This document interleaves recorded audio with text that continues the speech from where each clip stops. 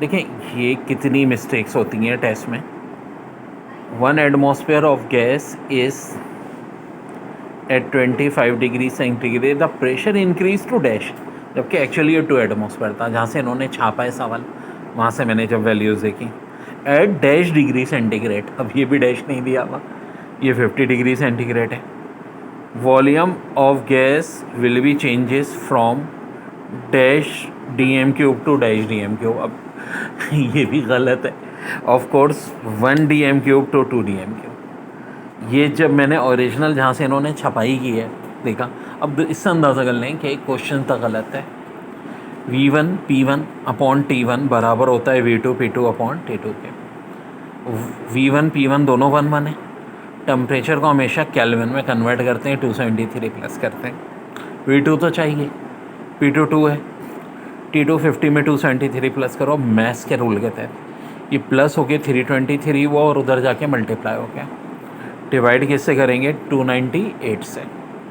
बेटा ये 2 भी डिवाइड हो जाएगा। अब देखो अंडरस्टूड सी बात है कि ऑप्शंस आपको दिए हैं 3, 7, 4 और 0.54। तो आप सिंपल सा क्या करोगे यार, जब इसको इससे डिवाइड करोगे 1.08 आएगा, 2 से डिवाइड करोगे क्या आ जाएगा? 0.54। यही आपका क्या होगा? आंसर आ जाएगा। फिर आज से पूछ रहे हैं कि एब्सोल्यूट ज़ीरो की वैल्यू, तो केल्विन में 0 होती है, सेंटीग्रेड में -273.16 होती है, फ़ारेनहाइट में -460 होती है। इस जैब में यही दिया हुआ था और यही देते हैं आमतौर पे, लेकिन पता होना चाहिए फ़ारेनहाइट में -460 होती है। कलकला को आ जाए। उसके बाद एक ये MCQs पहले देख लें। Water rises in capillary tube because of adhesive forces of molecule exit cohesive force. अब ये होती क्या एडेसिव?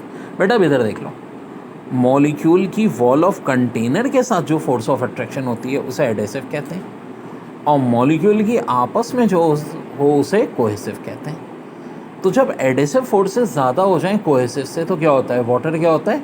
राइज होता है। वाटर क्या होता है? राइज होता है।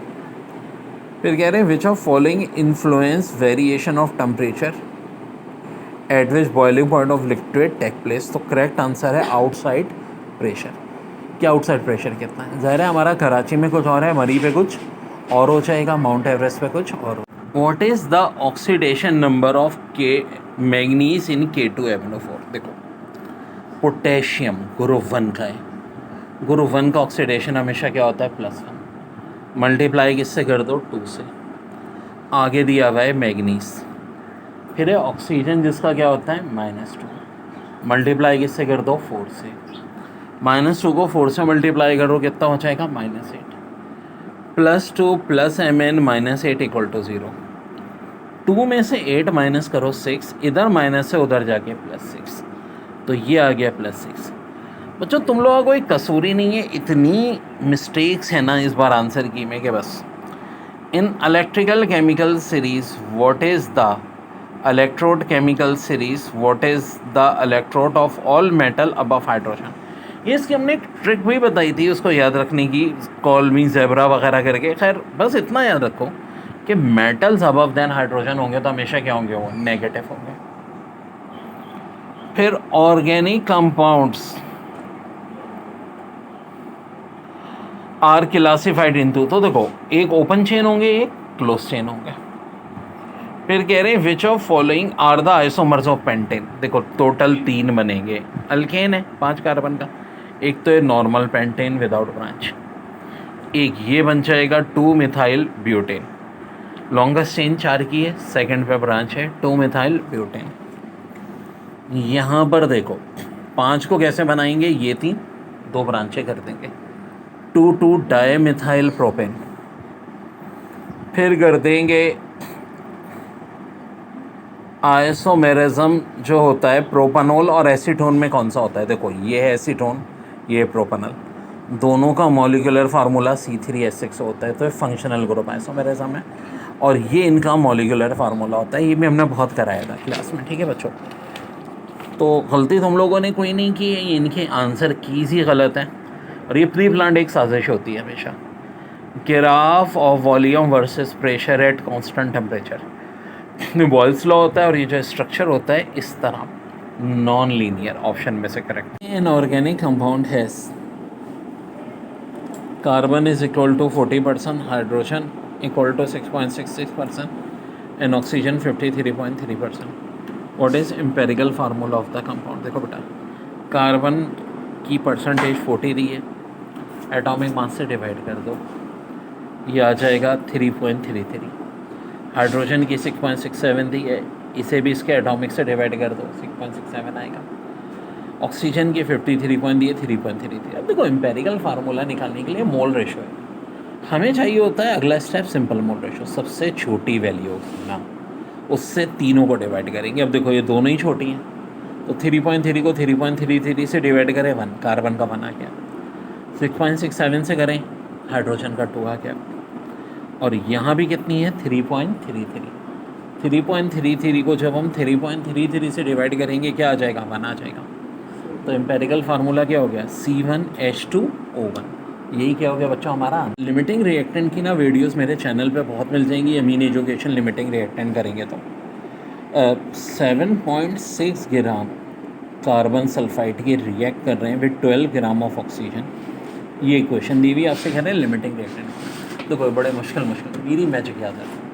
लिमिटिंग रिएक्टेंट के लिए देखो ये होता है गिवन वेट, कार्बन सल्फाइड का 7.6 है, इसको कार्बन सल्फाइड के मॉलिक्यूलर वेट से डिवाइड करो, पहला ऑप्शन कितना आ गया?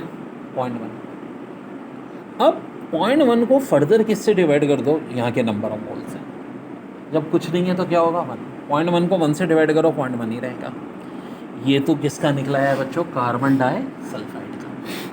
अब ज़रा ऑक्सीजन का देखो, O2 कितना दिया है? 12 ग्राम। और ख़ाली O2 की बात करें तो मॉलिक्यूलर वेट कितना होता है? 32। भाई ऑक्सीजन का 16 होता है, तो O2 का 32 होता है। 12 को 32 से डिवाइड करो, 3/8 या 0.375 आ गया। लेकिन बच्चों अब फ़र्क है, अभी एक स्टेप और करना है हमें लिमिटिंग रिएक्टेंट निकालने के लिए। वो क्या? जी नंबर ऑफ मोल्स भी यहाँ दिए हैं हमें 3। तो 3/8 को या तो 3 से डिवाइड कर दो, ऐसे डेसिमल में पहले ट्रांसफ़र कर लो 0.375, फिर 3 से डिवाइड करो। खैर दोनों सूरत में आंसर आएगा 0.125। अब 0.1 और 0.125 में छोटा कौन है? ऑफ कोर्स 0.1 छोटा है। तो लिमिटिंग रिएक्टेंट क्या होगा यहाँ पे? Carbon disulphide. यही पूछा था इन्होंने। फिर दोबारा समझ लो, गिवन वेट को मॉलिक्यूलर वेट से डिवाइड, पहला स्टेप। जो आंसर आए उसे नंबर ऑफ मोल से डिवाइड। गिवन वेट कितना है ऑक्सीजन का? 12 दिया है। O2 का मॉलिक्यूलर वेट 32 डिवाइड किया 0.375। अब इसके नंबर ऑफ मोल्स कितने हैं? 3 है। 3 से डिवाइड कर दो 0.125। छोटी वैल्यू कौन सी है? ये वाली। तो लिमिटिंग रिएक्टेंट भी कौन सा होगा? ये वाला। यही आंसर कह रहे हैं कि maximum show optimum between 37 to 50 degree centigrade it however work. तो इसका करेक्ट आंसर है it loss activity permanently above 50 degree centigrade. फिर ये बड़ा है मैं ऑक्सीडेशन ऑफ सेकेंडरी अल्कोहल। देखो प्राइमरी अल्कोहल हमेशा एल्डिहाइड देता है, सेकेंडरी अल्कोहल कीटोन देता है। कैसे देता है कि देखो ये होता है सेकेंडरी अल्कोहल, OH जिस कार्बन से अटैच है ना, ये 2 और कार्बन से होगा। तो ऑक्सीडेशन का लब है कि K2Cr2O7 और कंसनट्रेटेड H2SO4 में इसको मिला दो। ये O एक हाइड्रोजन यहाँ से तोड़ता है, एक यहाँ से तोड़ता है, खुद तो बना लेता है मम्मानी। अब देखो ये एक वैलेंस से खाली हुई, तो ऑक्सीजन के साथ क्या बन जाएगा? Double bond. CH3 दोनों अपनी जगह रहेंगे और ये क्या बन जाएगा? कीटोन बन जाएगा बेटा। फिर क्या कह रहे हैं कि विच of following is amino acid. तो देखो जो ऑप्शन दिए हुए उनमें सिर्फ एक स्पार्टिक एसिड था जो अमाइनो एसिड था। फिर order of reactivity of unit जब सेकेंड इनवर्स हो। देखो बेटा ऑर्डर ऑफ रिएक्शन निकालने की ट्रिक ये होती है dx/dt/A फर्स्ट ऑर्डर में, ऊपर मोल पर dm³ सेकेंड, A का मोल पर dm³, ये कैंसिल हो जाता, आंसर आता है सेकेंड इनवर्स। फिर कह रहे हैं which of following best describe the ionic reaction of N organic compound. तो आयनिक रिएक्शन क्या होते हैं? Very fast. फिर मेटेलिक प्रॉपर्टी की बात हो रही है ग्रुप में, P ब्लॉक एलिमेंट में। देखो ये जो ग्रुप 3 है इसमें 4 हैं, फिर इसमें 3 रह जाएंगे, फिर 2 रह जाएंगे। तो जैसे जैसे हम आगे बढ़ रहे हैं इंक्रीज़ नहीं हो रही बल्कि क्या हो रही है? डिक्रीज़ हो रही है। तो करेक्ट भाई MCQs आई थी super oxide of group 1A element has formula. अब ऑक्साइड होती कैसे हैं? एक तो होती है नॉर्मल ऑक्साइड जिसकी वैलेंसी होती है -2, लेकिन एक होती है सुपर ऑक्साइड जिसमें ऑक्सीजन की वैलेंसी क्या होती है -1/2। अब कौन कौन बनाते हैं जनाब? पोटेशियम भी बनाता है उनमें से बनेगा। अब पोटेशियम अगर बनाता है तो भाई ग्रुप 1A वाला है, इनकी अपनी वैलेंसी तो +1 होगी, और ज़ाहिर हम सुपर ऑक्साइड की बात कर रहे हैं तो क्या होगी -1/2। +1 ये और -1/2 ये तो फार्मूला कैसे लिखा जाएगा ये तो पूछ रहे हैं ना। तो मेरे प्यारे बच्चों, कैल्शियम फ्लोराइड जब होता है तो कैल्शियम की +2 होती है, फ्लोरीन की -1 होती है। हम क्या लिखते हैं हमेशा? फार्मूला क्रॉस में बनता है। 9 क्लास की केमिस्ट्री से पढ़ते आ रहे हैं। कैल्शियम पे +2 है, ये कहाँ आ जाएगा? फ्लोराइड के साथ। फ्लोराइड का -1 है, कहाँ आ जाएगा? यहाँ। प्लस माइनस नहीं लिखेंगे, बस C1F2 बन गया। तो वैसे भी हमें ये करना चाहिए, 1 को उठा के इधर लिख देना चाहिए, हाफ को उठा के इधर लिख देना चाहिए। लेकिन मेरा बच्चा फार्मूले को तो इस तरह नहीं लिखा जाता। अगर ये हाफ है तो इसे हम हाफ को ख़त्म करेंगे, क्या करेंगे? दोनों को 2 से मल्टीप्लाई कर देंगे। यहाँ K1 आ जाएगा, यह O2, यानी KO2 फार्मूला होगा। अब यहाँ पे इन्होंने किस सूरत में दिए हैं? सबको MM करके दिए हैं, तो जनरल फार्मूला हो जाएगा MO2। भाई देखो ना, KO2 तो MO2, ये सारे ऑप्शन दिए थे। करेक्ट आंसर क्या हो जाएगा? MO2। वेरी इंपॉर्टेंट बेटा। देखिए कह रहे which pair of element markedly differ from other members of their respective group. और ऑप्शन में lithium beryllium, sodium magnesium, potassium calcium, caesium barium. तो प्यारे बच्चों जहन में रखो लिथियम और बेरिलियम। देखो ये ग्रुप 1A का, ये 2A का, और इनका पीरियड है 2। सोडियम 1A का, मैग्नीशियम 2A का, पीरियड 3। पोटेशियम ग्रुप 1A का, कैल्शियम का क्या होता है? Group 2A, period 4। Caesium 1A, barium 2A, period 6। तो सब में ये बात तो कॉमन है कि ये 1A का है, ये 2A का है, सेम पीरियड के भी हैं, लेकिन फ़र्क क्या है? डिफ़र क्या है? लिथियम बेरिलियम स्मॉलर साइज़ होने की वजह से इनकी प्रॉपर्टी सबसे डिफरेंट होती है। फिर कह रहे हैं which of following covalent bond. तो देखो बेटा बात सुनो, ऑप्शन में एक तो सोडियम क्लोराइड है जो कि प्लस माइनस यानी आयोनिक बॉन्ड बनाता है। फिर पोटेशियम क्लोराइड, ये भी प्लस माइनस आयोनिक बॉन्ड बनाता है। भाई ग्रुप 2A आ जाए, ग्रुप 1A आ जाए और इनके साथ हेलोजन्स हो तो अंडरस्टूड है आयोनिक बॉन्ड होगा। तो सिर्फ एक ही बच रहा है, और वो क्या बच रहा है? डायमंड। और हम सबको पता है डायमंड क्या बनाता है? कोवैलेंट बॉन्ड बनाता है। या बेस्ट एग्जांपल जब हम कोवैलेंट बॉन्ड की देते हैं तो किसको लिखते हैं? डायमंड को लिखते हैं। बहुत important MCQs। Why do transition element form interstitial holes present in crystalline in transition metal?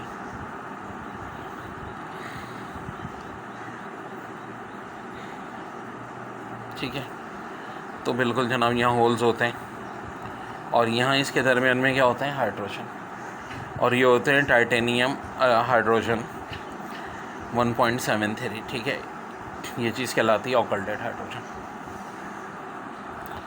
फिर transition of element from higher to lower, ये हाई टू लो में जा रहे होते हैं। ठीक है, हाई टू लो में जा रहे होते हैं। हाई टू लो में जा रहे होते हैं तो कलर बनते हैं। देखिए करेक्ट आंसर इसका ऑप्शन ए था, holes present in crystal lettuce, इसकी वजह से बनते हैं। ठीक है, इंटरस्टिशियल। लेकिन सेकंड ऑप्शन क्या दिया था? Transition of element from higher to lower. Higher to lower का से इंटरस्टिशियल का कोई ताल्लुक़ नहीं है, उसकी वजह से कलर होते हैं। मैं क्यों बता रहा हूँ? क्योंकि एग्जाम में एक बार इसी MCQs को उल्टा पूछा था कि कलर का क्या रीज़न है, तो वो ये रीज़न है। इसी तरह एक ऑप्शन दिया था presence of unpaired of electron. जनाब इसकी वजह से मैग्नेटिक प्रॉपर्टी होती है, ऐसे अनपेयर करते करते पेयर आ जाए, लाइक आयरन वगैरह। तो ऑब्वियस सी बात है, अगर कल को पूछे मैग्नेटिक प्रॉपर्टी का रीज़न तो है प्रेजेंस ऑफ अनपेयर्ड। इसी तरह आ जाए कॉम्प्लेक्स होने का रीज़न क्या है, तो आंसर होगा स्मॉल हाईली चेंज आइन और वेकेंट क्रिस्टल इन सूटेबल एनर्जी, ये रीज़न होगा। ऐसे लीजेंड्स होते हैं। जनाब कह रहे when benzene react with isopropyl chloride in the presence of AlCl3 has acid, the product form is isopropyl benzene. What is this reaction is called? Of course Friedel-Crafts reaction। और Friedel-Crafts में भी कौन सी alkylation? देखो कुछ ऐसे होता है, ये है आइसोप्रोपाइल क्लोराइड, एक ब्रांच के साथ है। जब भी फ्लूइडल क्राफ्ट अल्काइलेशन होती है, होता क्या है, देखें बात सुने। ये Cl यहाँ के H को अलग करेगा हमारा, ठीक है, और फिर इस तरह ये लग जाएगा। तो ये चीज़ क्या कहलाती है, क्यूमीन कहलाती है। फिर एक और बेंजीन की है, बेंजीन इज सब्जेक्ट टू, पहले अल्काइलेशन करनी है, फिर नाइट्रेशन, फिर ऑक्सीडेशन, प्रोडक्शन क्या बनेगी। तो देखो अल्काइलेशन में वही मैंने बात बताई थी, Cl3 की मौजूदगी में Cl तो अलग हो जाएगा H को लेके, ठीक है, टाइम ज़ाया ना करें, फ़ौरन देखें CH3 यहाँ लग गया। नाइट्रेशन, अब देखो ये पुराना ग्रुप जाहिर करेगा कि किस पोजीशन पे। अल्काइल ग्रुप हमेशा भेजता है ऑर्थो पैरा, ऑर्थो होती है बराबर वाली, पैरा होती है अपोजिट साइड। तो नाइट्रेशन में एक NO2 यहाँ गया, एक यहाँ, नाइट्रोबेंजीन बन गया। फिर करनी है ऑक्सीडेशन। तो देखो जब KMnO4 से ऑक्सीडेशन करेंगे टॉलिन की, तो हमेशा COOH बन जाएगा। अब COOH के एक बराबर में NO2 है, यानी ऑर्थो नाइट्रोबेंजोइक एसिड, और एक सामने तो पैरा नाइट्रोबेंजोइक एसिड। तो फाइनल प्रोडक्ट बनेगी ऑर्थो नाइट्रोबेंजोइक एसिड और पैरा नाइट्रोबेंजोइक। देखिए कह रहे हैं कि isopropyl chloride is an example of. तो मेरे भाई ये क्लोरो, आइसोप्रोपाइल का मतलब है कि डायरेक्ट ब्रांच होगी। ये कार्बन अल्फा कहलाता है। इससे डायरेक्ट अटैच कितने कार्बन हैं, दो हैं, तो 2 डिग्री सेकेंडरी होगा। अगर एक होता तो 1 डिग्री प्राइमरी होते, 3 होते तो 3rd डिग्री टर्शरी होता। फिर कह रहे हैं oxidation of toluene by KMnO4 the product is, KMnO4 से जब करेंगे बच्चों, तो बता चुका हूँ ऑक्सीडेशन जब भी होगी यहाँ COOH आएगा और ये बन जाएगा बेंजोइक एसिड, फाइनल प्रोडक्ट हो जाएगी बेंजोइक एसिड। UPSC नेम पूछ रहे हैं क्लोरोफॉर्म का। तो देखो क्लोरोफॉर्म CaCl3 इस तरह होगा, एक ही कार्बन है तो मीथेन, और कितने क्लोरो हैं इसके साथ, 1 2 3, तो ट्राई क्लोरोमीथेन, ठीक है। 1 लिखने की जरूरत नहीं है, 1 ट्राई क्लोरोमीथेन। ऑफकोर्स 100 सी बात है, ये क्या कहलाएगा, ट्राई क्लोरोमीथेन। फिर कह रहे हैं which of following condition is required for maximum yield का मतलब होता है प्रोडक्शन, इंडस्ट्री में दायरे, of ammonia through Haber process. तो यार एक तो इक्वेशन पता होनी चाहिए कि हैबर प्रोसेस की, ये इक्वेशन होती है ΔH नेगेटिव, एक्सोथर्मिक रिएक्शन है। देखो इंडस्ट्री में हमेशा प्रोडक्ट चाहिए, और एक्सोथर्मिक है तो अंडरस्टूड सी बात है टेम्परेचर डिक्रीज़ करना पड़ेगा। अब ऑप्शन में इन्होंने बहुत सारे ऑप्शन दिए हैं, जिनमें एक ऑप्शन टेम्परेचर इंक्रीज़ का है, वो तो हो ही नहीं सकता, टेम्परेचर डिक्रीज़ हो जाएगा। देखो प्रेशर भी डिक्रीज़ नहीं होता, क्योंकि प्रेशर डिक्रीज़ करने पे तो वहाँ जाते हैं जब नंबर ऑफ मोल्स आता हूँ, हमें तो राइट चाहिए, नंबर ऑफ मोल्स कम तो प्रेशर इंक्रीज़। तो वैसे बस ऑप्शन के लिहाज से देखें तो डिक्रीजिंग टेम्परेचर, हाँ अगर इंक्रीजिंग प्रेशर का भी ऑप्शन होता तो ये भी होता। फिर कह रहे हैं which of following is true for reversible reaction at equilibrium. तो करेक्ट आंसर होगा the rate of backward reaction is equal to rate of forward reaction. जी हाँ, ये इक्वली तब होते हैं जब बैकवर्ड रिएक्शन किसके इक्वल हो, रेट ऑफ फॉरवर्ड। देखिए बड़ा अच्छा MCQs है। Valence shell of configuration of element is 4s2 4p1, to which group does the element belong। तो मेरे भाई बात यह है कि p ऑर्बिटल का 4s2 4p1 का ग्रुप होता है 3a।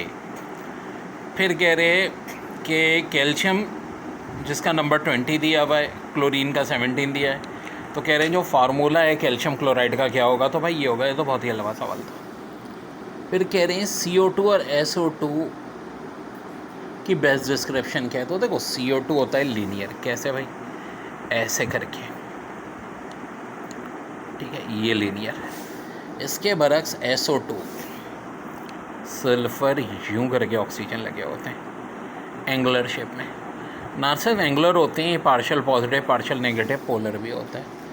तो SO2 एंगुलर भी हो जाएगा और साथ साथ पोलर भी हो जाएगा।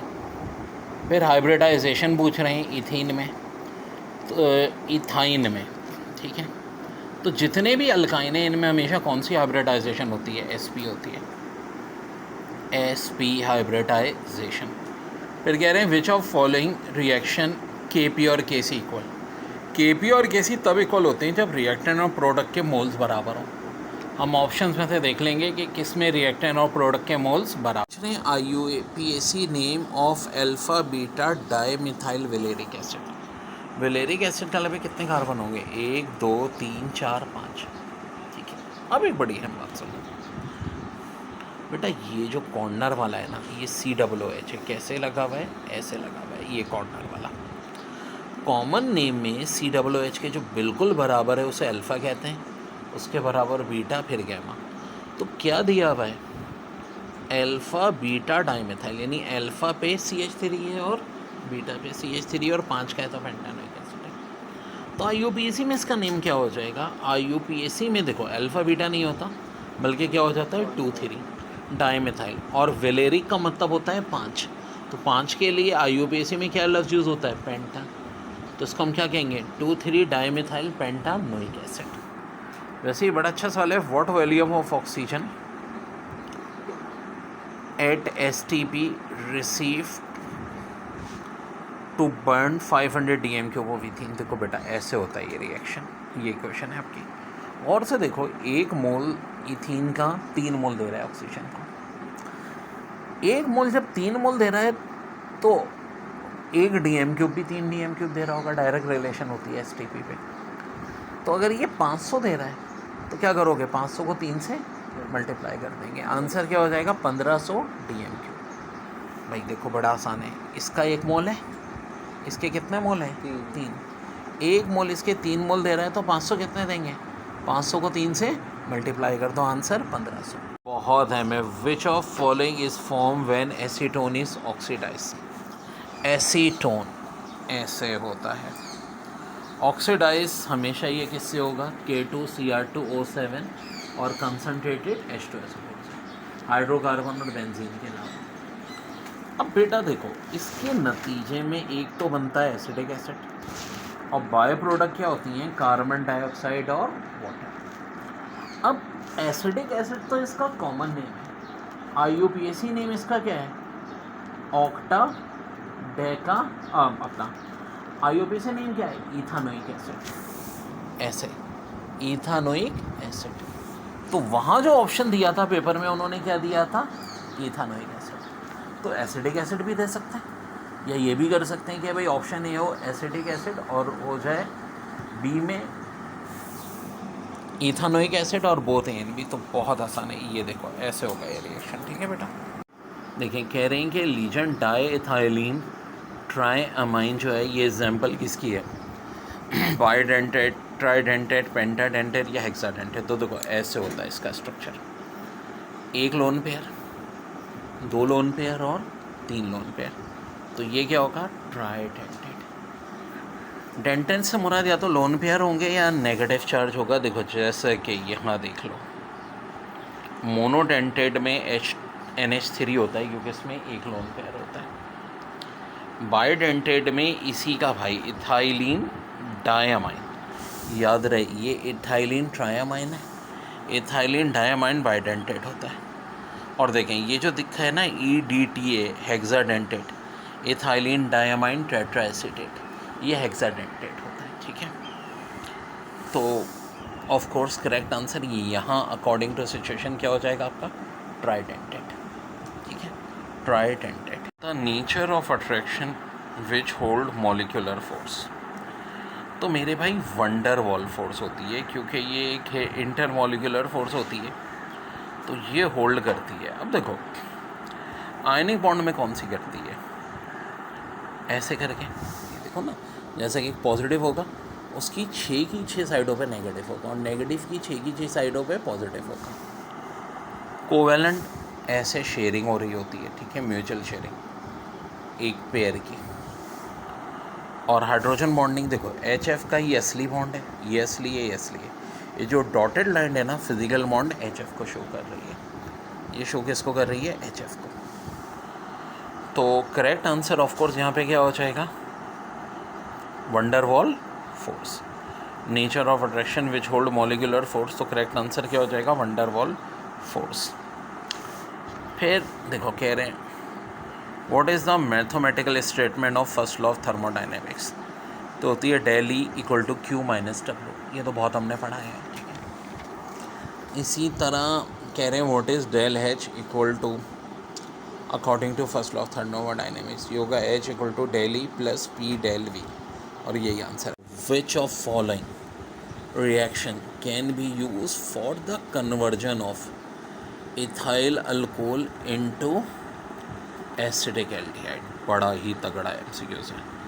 अब आखिरकार इथाइल अल्कोहल होता क्या है?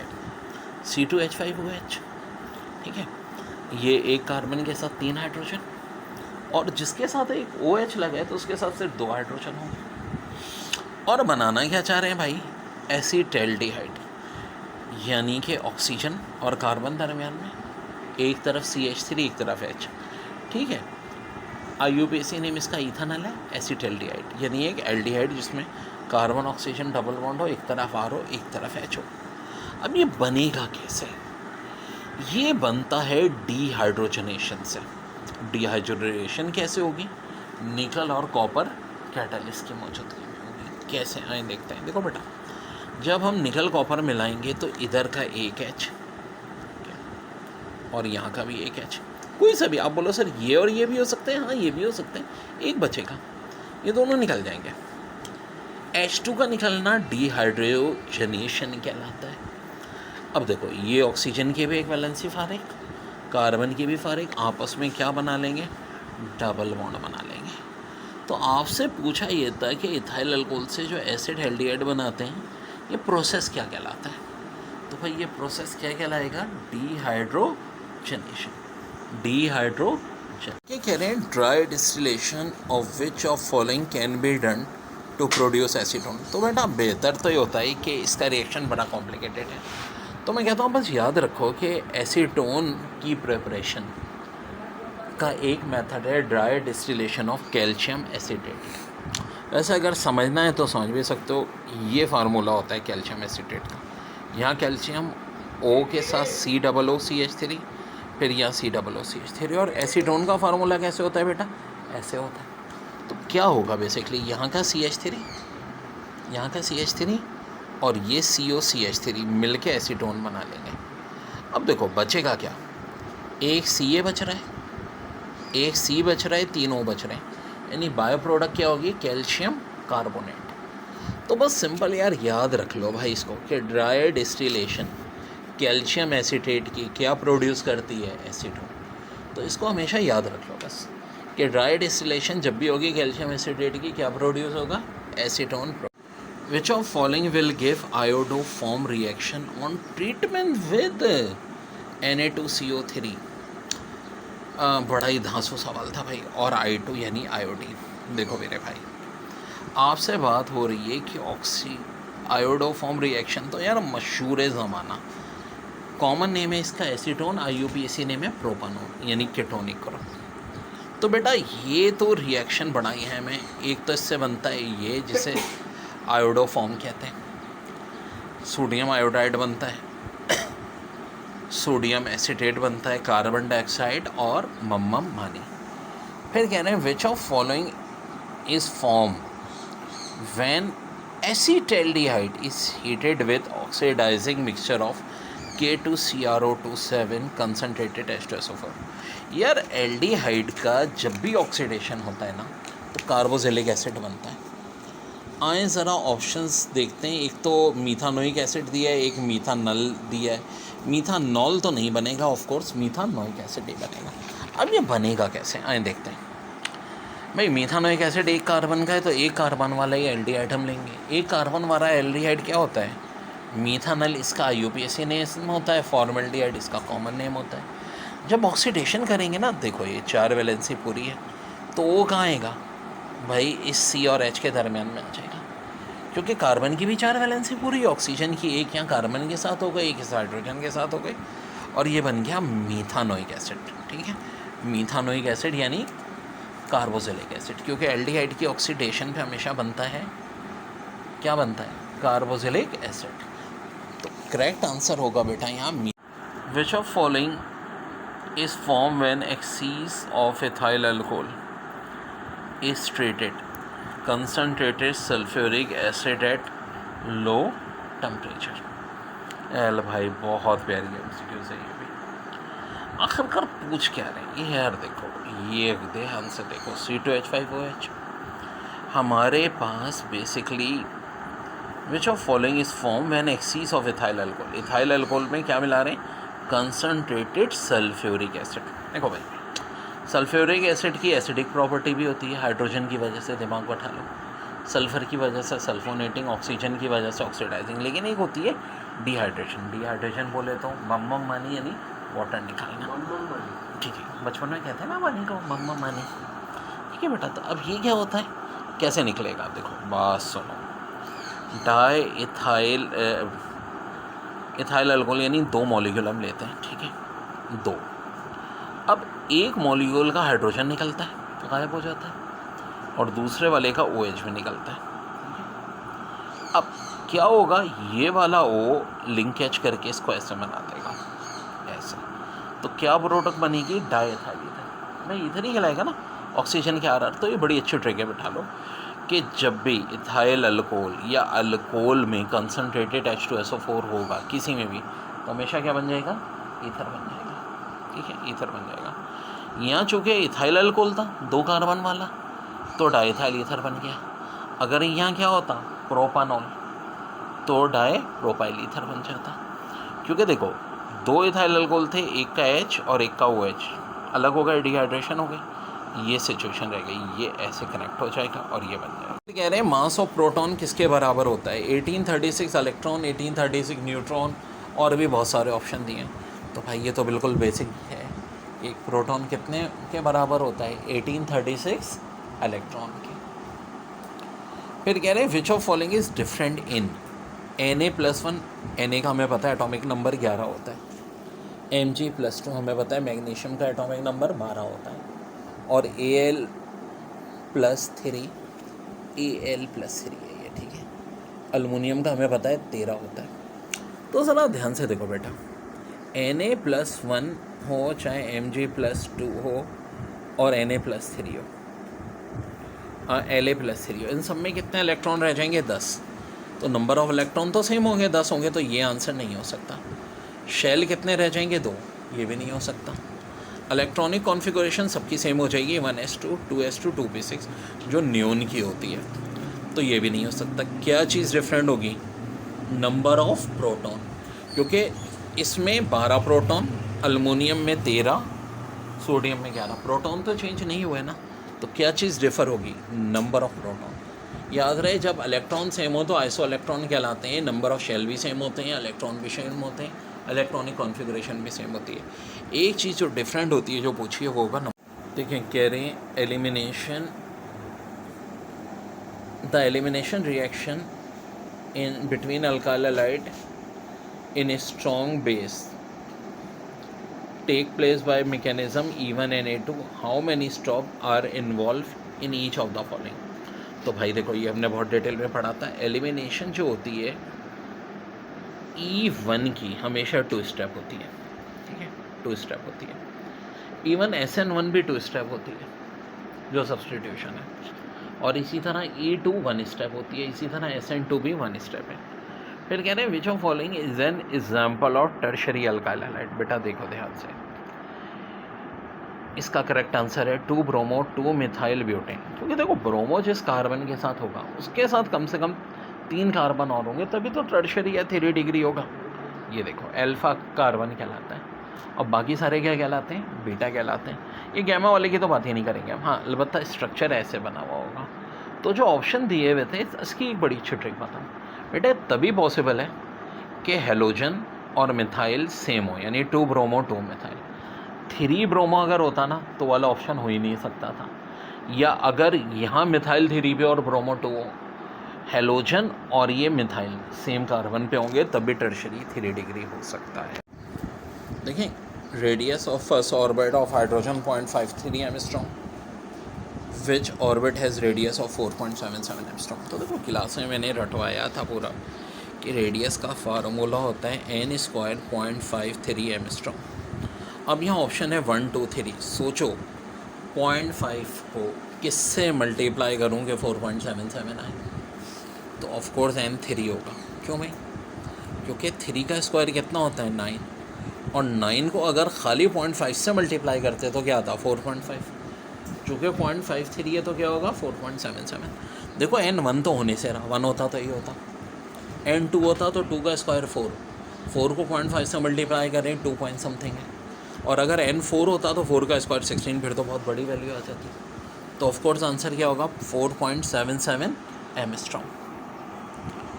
फिर भाई यहाँ ये कह रहे हैं which of following has only one orientation in space in magnetic field. तो भाई वन ओरिएंटेशन ना सिर्फ एस की होती है, क्यों?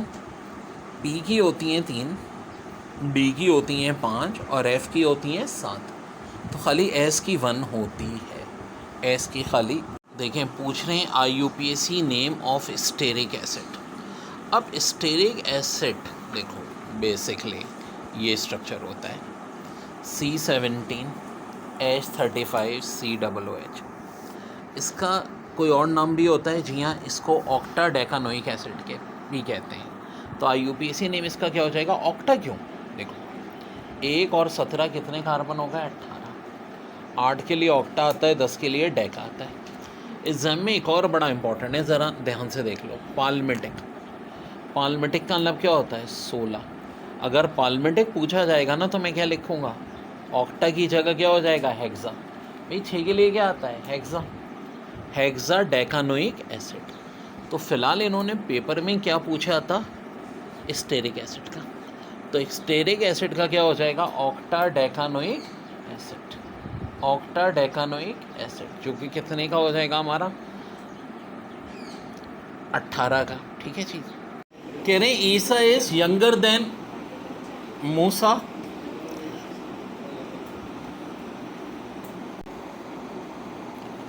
X equal to twice the Isa age, Y equal to Musa age. Which is following is true about the information? X greater than Y, Y greater than X, X equal to Y. ओ भाई यहाँ कोई mention तो नहीं हो रहा है कि ईसा की एज कितनी है, मूसा की एज कितनी है, तो यहाँ से आप नहीं डिटरमाइन कर सकते, तो हम कहेंगे the relation can not be determine. फिर ये एक सीक्वेंस दिया था, देखो ये बस डी का हल्का सा हिस्सा है, फिर यहाँ लगी, फिर नीचे वाले पे लगी, फिर ऊपर वाला पूरा डी बन गया। अब क्या होगा, ये सारे ऑप्शन दिए हैं तो ऑफ कोर्स डी ही बन जाएगा नीचे वाला भी। ठीक है, फिर कह रहे हैं सारा is 5 rank below the top students in class of 50 student. What is the सारा रैंक फ्रॉम बॉटम। तो देखो अगर 5 जो है ये फर्स्ट पोजीशन पे है, ठीक है, फिर सेकंड, थर्ड, फोर्थ, फिफ्थ सारा 6 पे होगी, फिर फर्स्ट से 5 नीचे, टोटल 50 लोग हैं, यानी 7 से लेके 50 तक। 7 से 50 कितने लोग हो गए 44 हो गए। फिर सारा है, यानी अगर नीचे से काउंट करें तो सारा का नंबर क्या आएगा 45 आएगा। फिर कह रहे हैं कि ए ब्लू इज़ कॉल्ड रेड, ठीक है, red is called green, green is called white, white is called red, red is called yellow. तो मिल्क का कलर क्या होगा, तो देखो मिल्क का कलर तो वाइट होता है, और वाइट को हम यहाँ क्या कह रहे हैं रेड कह रहे हैं, तो आंसर है। देखिए कह रहे हैं कि which sentence demonstrate the correct use of past tense. Option A है they will be eating lunch now, option B we are meeting them tomorrow, he had finish his homework before, ये past है।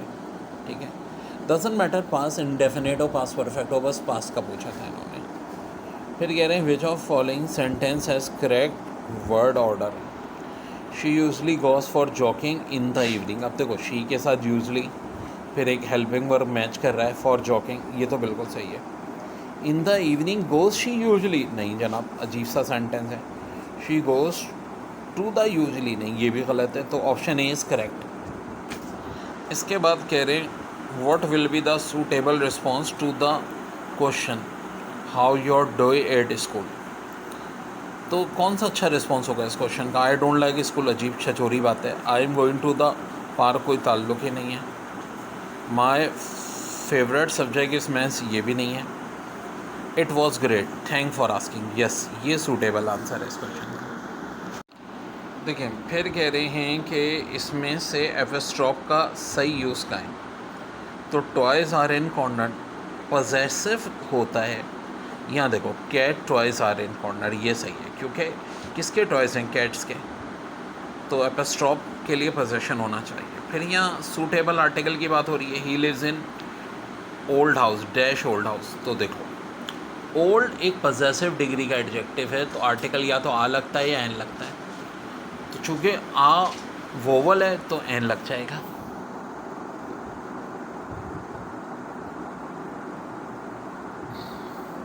फिर यहाँ error ढूंढना है sentence में, she is good at cooking in kitchen, तो कोई एरर ही नहीं है, तो सेंटेंस करेक्ट है। यहाँ भी पूछ रहे हैं कौन सा सेंटेंस करेक्ट है, the cat is sleeping, the cats are sleeping, दोनों ही बातें सही हैं। खाली कैट है तो इज़ आना चाहिए, कैट्स है तो आर आना चाहिए। फिर यहाँ पे भी वही है, एपिस्ट्रॉप का सही यूज़ की जगह पूछने गलत कहाँ यूज़ हुआ है, तो दिस इज़ मैरीज बुक, यहाँ तो सही है, बुक मैरीज की पोजेशन के लिए एपिस्ट्रॉप यूज़ होता है। फिर the dogs leash in the car, ये डॉग्स के साथ भी सही है। It is a beautiful day outside, यहाँ नहीं है, यहाँ इट्स होना चाहिए था। तो कौन यहाँ ये पूछा ना इनकरेक्ट का है, तो ऑप्शन सी हमारा। एंटोनिम पूछ रहे हैं जेनेरस का, जेनेरस होता है सखी, तो चैरिटेबल काइंड तो इसके साइनोनिम हो गए। बेनेवलेंट होते हैं अच्छी दुआ को कहते हैं, तो एंटोनिम इसका क्या होगा, सेल्फिश, तो करेक्ट आंसर है selfish. The sun begins to dash behind the mountain, तो अक्रॉस द वैली, तो स्लिप था शाइन था, तो ऑफकोर्स राइज आंसर होगा, ठीक है, करेक्ट हो गया राइज। फिर कह रहे हैं after a long dead work Sara found dash in her for work stopping in a capitating world, तो साफ लग रहा है कोई अच्छाई की बात है। चाउस का मतलब तो अफरा तफरी है, इंड्योरेंस बर्दाश्त है, एकोनी तकलीफ़ को कहते हैं। सोलेस का मतलब होता है कंफर्टेबल, तो ऑफ कोर्स आंसर होगा सोलेस। फिर कह रहे हैं which sentence is correct, they are playing snooker, they are playing snooker, the playing snooker, साफ दिख रहा है यार, दे आर प्लेइंग स्नोकर, ठीक है, ये आर बन रहा है, they are playing snooker, tense के लिहाज से ये सही है। In parallel combination of two capacitor the equivalent capacitor, तो पैरेलल में तो बड़ा आसान है, दोनों का सम ले लो C1 प्लस C2। फिर कह रहे हैं ऐसा यूनिट ऑफ कैपेसिटर फेराड होता है, 1 किलोवाट ओवर कितने जूल्स के बराबर होता है, क्लास में मैंने कहा था ज़रूर आएगा, 3.6 into 10⁻⁶ joule. Volt into ampere किसका यूनिट होता है, पावर का होता है। फिर बात हो रही है if the length of wire becomes 2 times to its original value and area become half to its original value then resistance of the fire.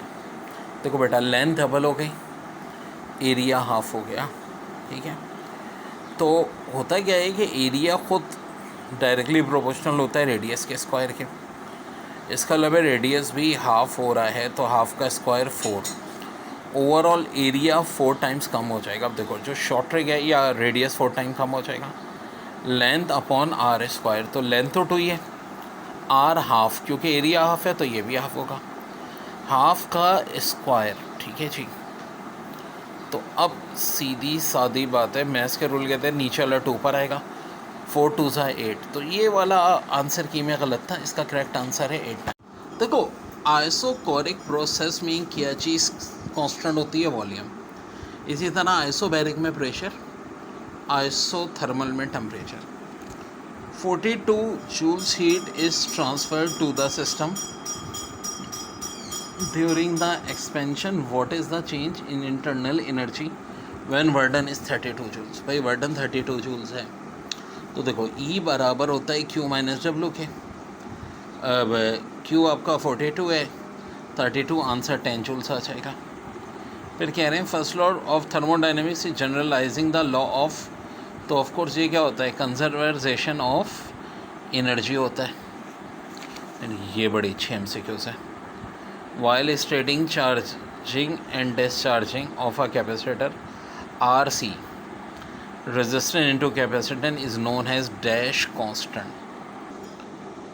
देखिए रेजिस्टेंस खुद बराबर होती है वोल्टेज अपॉन करंट के, और कैपेसिटेंस होता है Q चार्ज अपॉन वोल्टेज।